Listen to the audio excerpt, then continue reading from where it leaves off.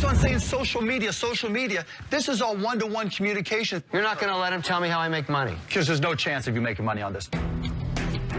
Usually the term whale is used to describe multimillionaires, but today we will find out why this show is called the Shark Tank, not the Whale Tank. We will take a look at some pitches where the sharks absolutely rip apart contestants and show us all how cruel and unforgiving the Shark Tank can be. Hello, hello, hello. I'm Edwin Heaven. I'm the creator of Throx, the cure for the missing sock. Throx likes to do things in threes, and we aim to please in threes. And I'm asking for $50,000 in exchange for 25% equity. After greatly over-sexualizing his product, which was basically 3 instead of 2 socks, the sharks knew that they were dealing with a very strange gentleman. Robert had this to ask as soon as Edwin finished his presentation. Edwin, I wonder, is this a real product, or is this a cute gift item that my wife is going to buy one time for our kids? No, I believe that Throx has legs. The foot references kept on coming, and the sharks had to endure them, because maybe Edwin has some sales and will prove them wrong. My sales today are $38,000. For the year? For the year. I sold 8,500 units this year. I predict 80,000 units in 2010. Mr. Wonderful was bloodthirsty, and he interrupted Edwin and had this to say. Listen, Edwin, if you actually started to take any market share from the established sock makers, they could crush you like the vampire cockroach you are in 2 seconds. You have no sales. You don't even have 0.001% share of this market. Kevin showed us again why he is the bull shark in the tank. Edwin couldn't get a word out, but Kevin didn't stop there. Have you patented this? You cannot patent a package of 3 socks. Right. I am out. I see it as a novelty product. I can't see you ever making money with this, so I'm out. Just like that, 2 sharks were out, but that was not the end for Edwin. He still had 3 more sharks, 1 for each of his socks. Edward, I'd love to buy 1 or 2 for Christmas and get a smile on someone's face, but I don't see it as a repeat sale, so sadly I'm out. You keep doing it, but this is far, far too small for me as an investor to make any money. For that reason, I'm out. This must be the quickest drowning the Shark Tank has ever seen, because right after Robert, Damon declared himself out as well, sending Edwin home. At least Edwin managed to stay 3 minutes in the Shark Tank, 1 for every sock. Will the sharks rip apart the next contestant in record time? Rip apart that like button in record time as well, will you, while you're here? Hello, my name is Mary Ellen Simonson.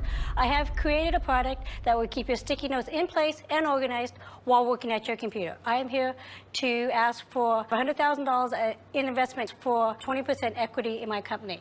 I created this product because I was tired of losing sticky notes and having to reposition them all day long. Mary Ellen Simonson came to the Shark Tank because she hated losing her sticky notes. That doesn't sound right. There is definitely a product somewhere. Hopefully, she will show us soon. It's an example of what we're all used to seeing. There's been no change in it.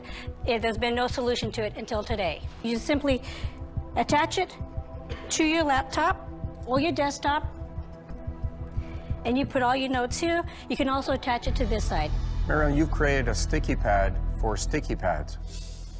Robert put that nicely for us. The product itself was just a glorified piece of hard material that sticks to the laptop. Maybe the sharks will see something more in it. That's worth $500,000? Yes. Please tell me why. All you simply do is swing the sleeve in when you're ready to go, and as you can see, none of them fall off. Oh, I see why it's worth $500,000. Thank you. It folds into the computer. Of course, that makes sense to me now. The moment when Mary realized that Mr. Wonderful was just being sarcastic broke our hearts, but not his, because he continued by asking about her sales.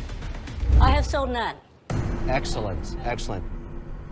I think we should keep this a secret. It's so valuable that nobody should know about this.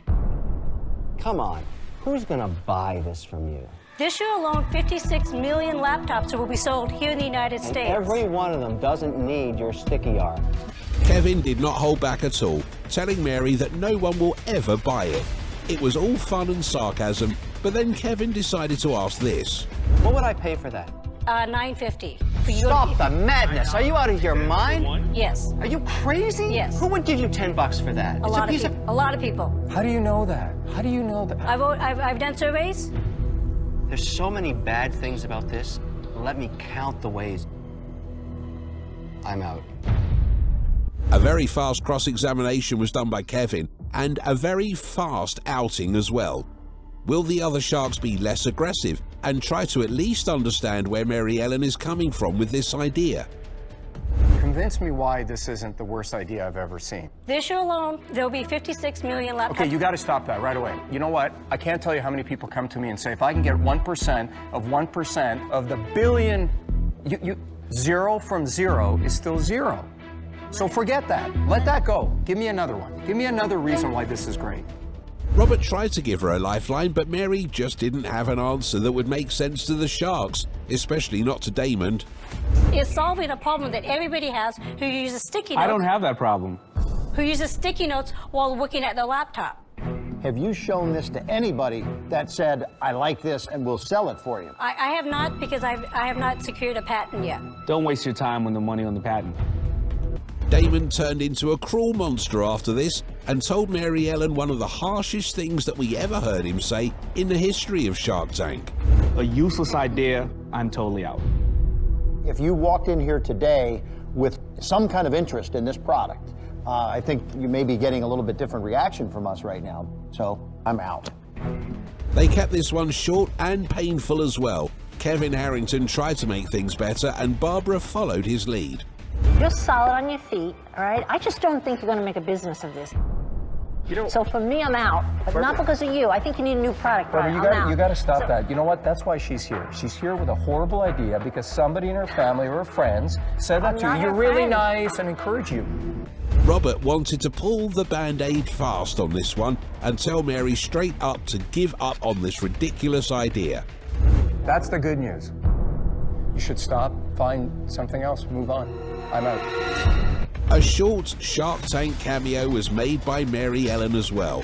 But if the tension is high and the waves are cruel, that is always the better option. We cannot say the same for our last entry, since they were in for a storm. I'm Dr. Amini. And I'm Dr. Amini. We're brothers, and we're both physicians. I'm Richard. And I'm Albert. Our company is Rolodoc, and we're seeking $50,000 for 20% of our company.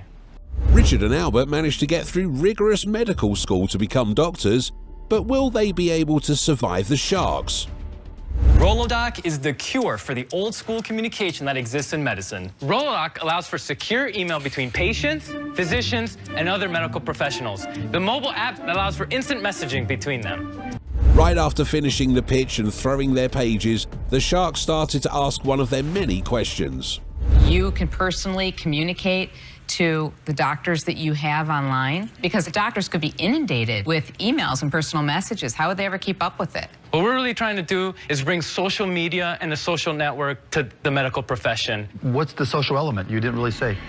After they gave Mark a very vague answer that didn't make very much sense, he asked this. Are you up and running at all?